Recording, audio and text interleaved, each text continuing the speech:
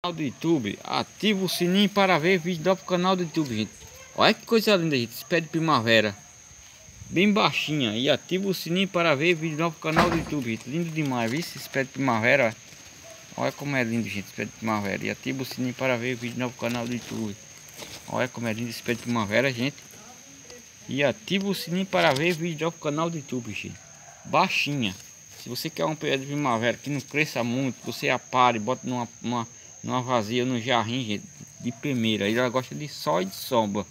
E ativa o sininho para ver vídeo no canal do YouTube. Primavera, olha a coisa linda dessa flor.